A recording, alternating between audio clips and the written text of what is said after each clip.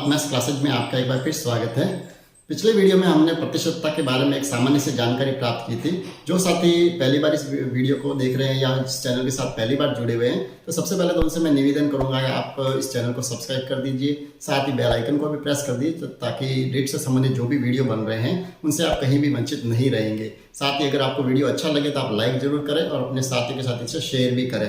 साथ ही एक और निवेदन करूंगा, जो साथी पहली बार देख रहे हैं तो वो प्रतिशतता से संबंधित एक वीडियो और बना हुआ है जिसमें हमने बहुत ही बेसिक जानकारियां दी हुई है, तो आप उस वीडियो को जरूर देखें क्योंकि उसके बिना आपको आज का जो वीडियो है वो पूरी तरह से समझ में नहीं आएगा। क्योंकि उसमें हमने बहुत ही बेसिक तरीके से प्रतिशत कैसे निकालते हैं, प्रतिशतता वास्तव में होती क्या है, किस तरह से हम छोटी छोटी संख्याओं पर जो बिल्कुल जो सामान्य जो प्रश्न है उन प्रश्नों को हम किस तरह से कर सकते हैं, तो वो सारा मैंने उस वीडियो में बताया। तो आप उस वीडियो को एक बार जरूर देखें, उसका मैं डिस्क्रिप्शन में लिंक भी दे दूंगा, तो आप वहां से भी उस वीडियो को देख सकते हैं। तो उससे आगे बढ़ते हैं और आज जो हम प्रतिशतता पे आधारित जो कुछ और प्रश्न ले रहे हैं जो थोड़े से स्तरीय प्रश्न होंगे, तो उनके बारे में थोड़ी सी जानकारी होनी हमारे पास जरूरी है। क्योंकि बिल्कुल बेसिक प्रश्नों के द्वारा तो हम कंपटीशन एग्जाम के को फाइट नहीं कर सकते, क्योंकि उसमें बिल्कुल इतने सामान्य प्रश्न तो नहीं आएंगे कि आप केवल उन्हीं के द्वारा हमारा बेड़ा पार हो जाए। तो हमें कुछ अच्छे प्रश्नों को भी ध्यान देना पड़ेगा। तो आज का जो वीडियो है इसको आप कहीं भी स्किप नहीं करें, उसमें हम बहुत ही अच्छे प्रश्न लेंगे, बहुत ही ज़्यादा हाई लेवल के भी नहीं लेंगे, क्योंकि ऐसा कहीं भी ऐसा प्रतीत नहीं होगा जो आपको लगे कि नहीं ये तो बहुत ही ज़्यादा हाई लेवल के हैं। बिल्कुल वैसे ही प्रश्न लेंगे जो हमारे कंपटीशन में आने के लायक है। तो चलिए ज़्यादा हम समय व्यर्थ नहीं करते हैं और सीधे ही बढ़ते हैं आज के वीडियो की तरफ और प्रतिशतता से संबंधित जो बहुत ही अच्छे प्रश्न हैं उन पे हम एक बार वापस नज़र डालते हैं। साथ ही एक और निवेदन करूंगा, हमेशा की तरह आप जब भी वीडियो देखें तो साथ में कॉपी और पेन लेके जरूर बैठे, ताकि आपको जो भी अच्छा लगे उसे आप साथ ही साथ नोट करते जाइए। आज का जो पहला प्रश्न है वो प्रश्न हमने लिया है कि वह संख्या क्या है जो 850 से 40% अधिक है। तो पिछले वीडियो में हमने बहुत ही सिंपल से प्रश्न लिए थे जब हमने केवल किसी भी संख्या का हमने प्रतिशत भाग निकालना सीखा था। तो अब जब प्रश्न अगर ऐसा आ जाए कि हमें वो संख्या निकालनी है जो 850 से कितना अधिक होना चाहिए, 40% अधिक होना चाहिए, तो कहीं भी डरने की जरूरत नहीं है। सब इसको करने के हमारे पास दो तरीके होंगे। सबसे पहले हम इसको बहुत ही सिंपल तरीके से करेंगे, क्योंकि जरूरी नहीं हमारे पास शॉर्टकट तरीके हो तो ही हम प्रश्न को कर सकते हैं, क्योंकि ज़्यादातर चैनल पर आपको बहुत ही जल्दी करने के शॉर्टकट तरीके ही बताए जाएंगे। तो कहीं भी हम शॉर्टकट को अगर डायरेक्टली हमारे दिमाग में अगर इसको फिट करना चाहें तो फिर इतने शॉर्टकट आपके दिमाग में इकट्ठे हो जाएंगे कि फिर बाद में आप कन्फ्यूज हो जाओगे कि कौन से प्रश्न के लिए कौन सा हमको शॉर्टकट यूज़ करना है। तो मैं आपको प्रश्न करने के दोनों ही तरीके बताऊँगा ताकि कहीं भी हमें ये दिक्कत नहीं हो कि हमारा प्रश्न छूट जाए। तो पहला तो जो तरीका है वो बिल्कुल सिंपल सा तरीका है। जैसे क्या करेंगे, हम 850 का हम 40% ज्ञात करेंगे। बहुत ही सिंपल है। ये 850 उसका हम क्या निकालेंगे, 40%। तो जैसा हमने पिछले वीडियो में बताया था, इसको करने का तरीका क्या होगा, 850 का की जगह गुणा का निशान, ये आगे 40 और प्रतिशत को हटाएंगे तो क्या हो जाएगा, नीचे 100। तो इससे हम क्या करेंगे, 800 का 40% हम ज्ञात कर लेंगे। 0 से 0 कट कर दिया, इस 0 से ये 0 कट कर दिया। और 85 को हमें क्या करना है, 4 से गुणा करना है। तो 85 को हम 4 से गुणा कर देते हैं। कितना आएगा, देखो 4 पंजे 20, 8 चौक 32, 32 और 2 कितने हो गए, 34। तो कितने आ गए, 340। ठीक है। तो अब हमें क्या करना है, सिंपल तरीके से हम सबसे पहले तो 850 का 40% हम ज्ञात करेंगे। तो हमारे पास कितना आएगा, 340। यानी 850 से 40% अधिक का कितना है, 340 हो गए। यानी 850 में हम ये जो 40% जो ज्यादा आया है, कितना आया, 340, इसको हम जोड़ दो तो आपका आंसर आ जाएगा 0, 4 और 5 कितने हो गए, 9, 8 और 3 हो गए 11। तो 1190 जो है वो इसका आंसर आ जाएगा। यानी कहीं भी शॉर्टकट लगाने की जरूरत नहीं पड़ेगी। आप बहुत सिंपल तरीके इसका 40% निकाल के उसमें हम अगर जब अधिक हो तो उसमें हम ऐड कर देंगे और अगर कम हो तो हम उसको क्या करेंगे, माइनस कर देंगे। ठीक है। ये तो है बिल्कुल जो रेगुलर जो तरीका है उससे। अब दूसरा जो तरीका है, क्योंकि एग्जाम में हो सकता है हमें इतना टाइम भी नहीं मिले कई बार कि हम इतने इसको अलग करके फिर इसको ऐड करें, तो आप जो दूसरा जो तरीका है उस तरीके से आप इस प्रश्न को कर सकते हैं। अब दूसरा तरीका क्या है, जब हमें 850 से 40% अधिक निकालना है तो हम सीधे इसको ये माने कि हमें क्या करना है, 40% अधिक, यानी अधिक किसका निकालेंगे, प्रतिशतता। हमेशा याद रखें आप 100% हो तो 100 के ऊपर हम सारी गणना करते हैं। ठीक है। तो 100% तो है ही, उससे भी हमें कितना 40% अधिक करना है। इसका अर्थ कितना हो गया, 100 + 40 कितना होगा, इसका हम 140% भी अगर डायरेक्ट निकाले तो हमारा आंसर आ जाएगा। ठीक है। इसको भी अपन एक बार करके देख लेते हैं। ये 850 का की जगह वही गुणा, यहाँ हमने लिख दिया 140 और ये नीचे आ गए प्रतिशत हटाए तो 100। 0 से 0 कट कर दिया, इस 0 से ये कट कर दिया। अब 85 को हम 14 से गुणा करेंगे तो हमारा आंसर बिल्कुल वही आएगा वापस। देखिए बिल्कुल सिंपल तरीके से कर रहा हूँ। 4 पंजे 20, 2 8 6 32 और 2 कितने हो गए 34, या 1 को 5 से किया 5, 1 को 8 से किया 8, 0 9 और 1190। तो दोनों ही तरीके से हम इस प्रश्न को कर सकते हैं। अगर आपके पास शॉर्टकट अगर आपको याद रह जाए तो वैसे ज़्यादा ये कोई टफ नहीं है, आप आराम से कर सकते हैं। जब भी अधिक वाला पूछे कि कितने परसेंट अधिक है, इसके लिए हमेशा ध्यान रखें हमारे पास कुल जो पूर्णांक है या कुल जो राशि है वो हमारे पास होनी जरूरी है, तभी हम ये शॉर्टकट लगा सकते हैं। ठीक है, तो ये एक तरीका है जिसमें हमें अधिक दिया हुआ है। दूसरा एक प्रश्न लेते हैं जिसमें थोड़ा कम दिया हुआ है। चलिए दूसरा प्रश्न है। दूसरा प्रश्न यह है, वह राशि कौन सी है जो 540 से 30% कम है। तो पहले हमने अधिक वाला लिया था, अब इस कम वाले को भी हम करें तो पहला तरीका तो भाई क्या करेंगे, हम 540 का हम 30% निकालेंगे। तो बिल्कुल सिंपल है, 540 का की जगह गुणा, ये हो गया 30 और नीचे आ गए बट्टा में 100। 0 से 0 कट कर दिया, इस 0 से ये 0 कट हो गया। 4 से 12 हासिल 1, 5 से 15 और 1 16, कितना आ गया 162। अब हमें क्या करना है, क्योंकि कम है 540 से कम करना है, तो हम 540 में से इस 162 को कम कर देंगे। कितने हो गए 0, 10 में से 2 गए 8, यहाँ हो गए 3, 13 में से 6 गए 7, यहाँ हो गए 4, 4 में से गए 3, तो 378। ठीक है, ये तो है अपना रेगुलर तरीका। दूसरा तरीका जब हम इसको शॉर्टकट से करना चाहें तो क्या करेंगे, हम 540 का कितना परसेंट निकालना, डायरेक्ट हमें 30% कम करना है। यानी हम 100 से 30% कम कर दो, 100 से 30 कम किया तो कितना होगा 70%। हम इसका अगर निकालेंगे तो वो हमारा आ जाएगा आंसर।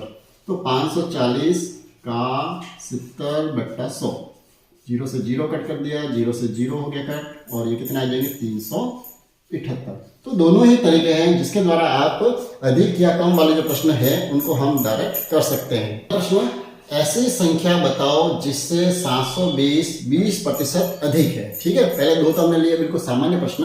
अब तीसरा हमें संख्या तो बतानी है जिसका 20% अधिक होना चाहिए। तो हमने जैसे पहले भी किए थे, जब हमें संख्या ज्ञात करनी तो हम उसको क्या मानेंगे x। तो हम x का कितना निकालना, हमें या तो x का 20% निकाला, अब यहाँ 20% अधिक दिया हुआ था, हम सीधा ही क्या करेंगे इसको अधिक वाला करें।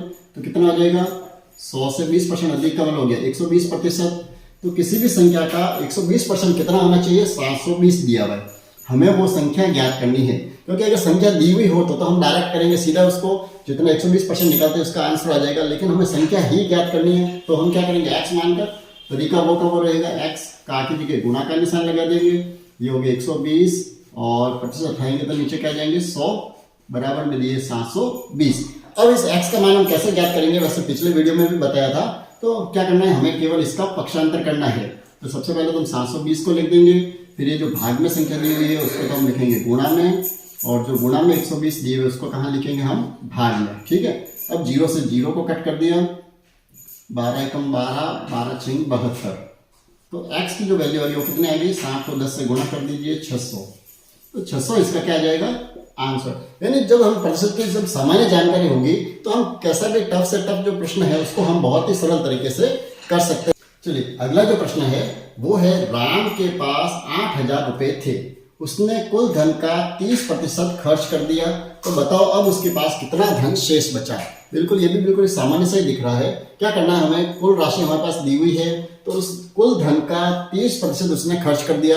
तो पहला तरीका तो हम इसको अगर करेंगे तो क्या करेंगे, बिल्कुल जो प्रश्न में दिया हुआ है उसी तरीके से करेंगे। क्या दिया हुआ है, जो खर्च कितना किया उसने, कुल धन का, कुल धन है हमारे पास 8000 रुपए, तो 8000 का 30% उसने खर्च कर दिया। ठीक है, तो पहले तो हम ये ज्ञात कर लेंगे उसने कितनी राशि खर्च की। तो ये 8000 का की जगह गुणा लगा देंगे, ये हो गया 30 और प्रतिशत हटा देंगे, नीचे क्या आ गए 100, एक 0 से एक 0, दूसरे 0 से दूसरा 0, यानी कितना हो गया 8 या 24, 2400 रुपये उसने खर्च कर दिए। यानी जब भी प्रतिशत के प्रश्न हो तो बिल्कुल जैसे प्रश्न की भाषा हो उसी के क्रम में हम अगर करते जाए तो हमें कहीं शॉर्टकट की वैसे जरूरत पड़ेगी भी नहीं। हाँ, समय थोड़ा सा 1 या 2 सेकेंड या थोड़ा सा समय हमको अधिक लग सकता है। तो ये कितना आगे खर्च आगे 2400 रुपये। अब हमें क्या करना है, कितना धन उसके पास शेष बचा, तो शेष के लिए क्या करना है, 8000 में से हम ये माइनस कर देंगे, 2400 रुपये जो खर्च हुए हैं वो हम माइनस कर देंगे, तो हमारा आंसर आ जाएगा, कितने आ जाएंगे 6 और यहाँ हो गए 7, 7 में से 5, यानी 5600 रुपये उसके पास शेष बचेंगे। ठीक है, यानी बहुत ही सामान्य तरीके से। और दूसरा जो तरीका है कि हम अगर चाहें कि नहीं हमें ये खर्च पहले ज्ञात नहीं करना है, हम डायरेक्ट सीधा ही चाहते हैं कि हमारे पास कितनी राशि शेष बची, तो हम क्या करेंगे, जो हमारे पास कुल राशि तो कितनी है 8,000, 8,000 में से कुल राशि अगर हम माने 100 माने तो 100 में से हमने 30% तो खर्च कर दिया। तो इसका अर्थ क्या हुआ कि हमारे पास शेष धन कितना बचा, 70% बचा।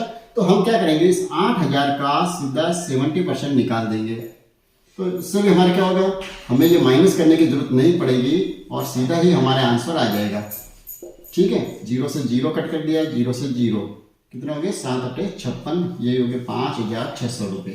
तो दोनों ही तरीके हैं, जो तरीका आपको ज़्यादा अच्छा लगता है, जो आपके दिमाग में जल्दी फिट होता है, उसी तरीकों को यूज़ करें। कहीं भी जरूरी नहीं है कि शॉर्टकट से ही किसी भी प्रश्न को हल किया जा सकता है। ठीक है, अब थोड़ा सा एक अच्छा प्रश्न ले रहे हैं। जब किसी संख्या का 40% 42 में जोड़ा जाता है तो हमें वही संख्या प्राप्त होती है, वह संख्या हमें ज्ञात करनी है। ये प्रश्न थोड़ा सा अच्छा प्रश्न है।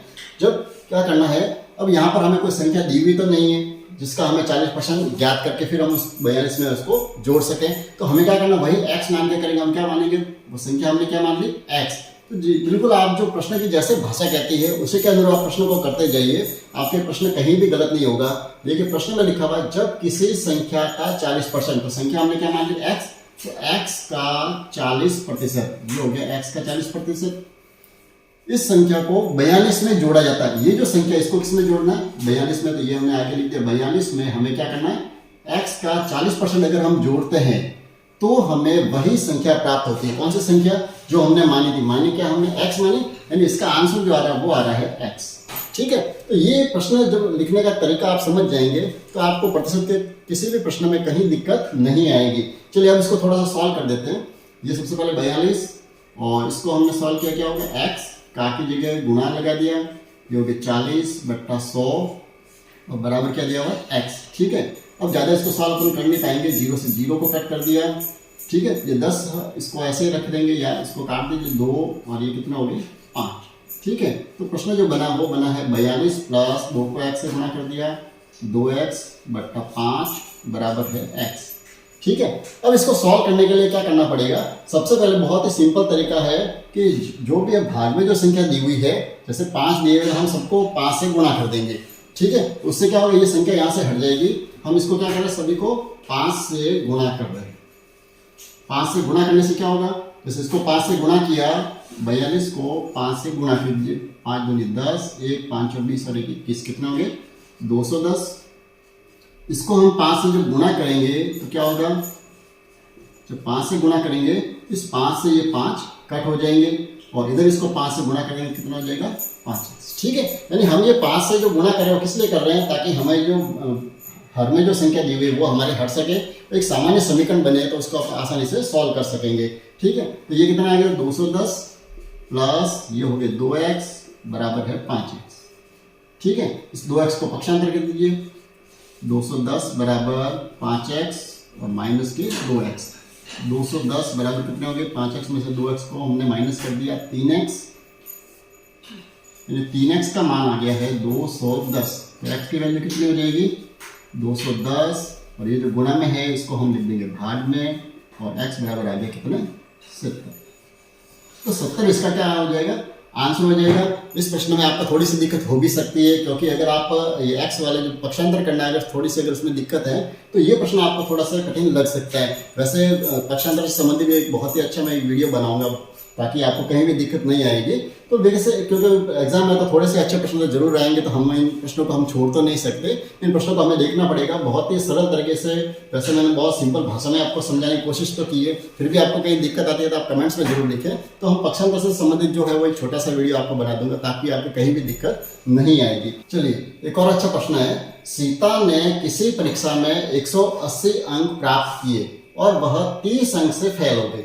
यदि परीक्षा के उत्तीर्णांक 30% हो तो परीक्षा के कुल पूर्णांक कितने होंगे। ठीक है, एक प्रश्न ये दिया हुआ है जिसमें हमें क्या ज्ञात करना है, कुल पूर्णांक ज्ञात करना है, कुल ज्ञात करना है। तो सीधा साधा है कि हमें उसको x मान के ही करना पड़ेगा। तो सबसे पहले हम ये देखेंगे इसके परीक्षा में उसको अंक मिले कितने, उसने जो प्राप्त किए हैं वो किए हैं 180 अंक। ठीक है, और कितने नंबर से फेल हो रही है वो 30 अंकों से।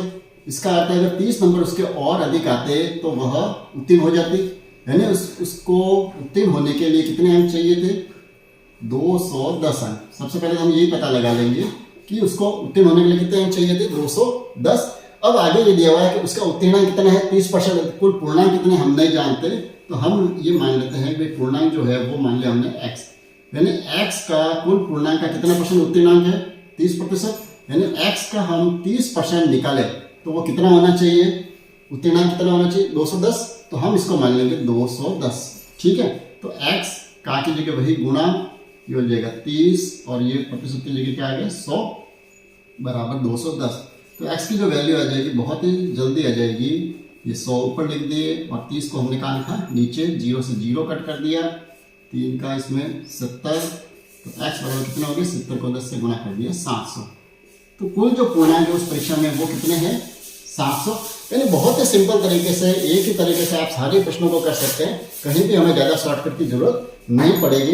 तो इस तरह से परीक्षा वाले उत्तीर्ण वाले जो प्रश्न हैं उन प्रश्नों को भी अपन इसी तरह से बहुत ही सरल तरीके से कर सकते हैं। आशा करूंगा इस वीडियो में आपने बहुत ही सरल तरीके से सारे प्रश्नों को समझा होगा।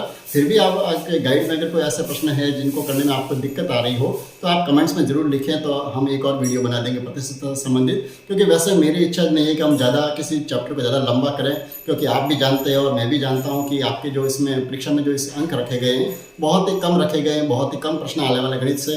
तो हम ज़्यादा समय भी इसमें व्यर्थ नहीं करेंगे। आपके समय की कीमत मैं भी जानता हूँ और आप भी अच्छी तरह से जानते हैं। तो हम इतने ही प्रश्न लेंगे जितने परीक्षा में आने की संभावना हो।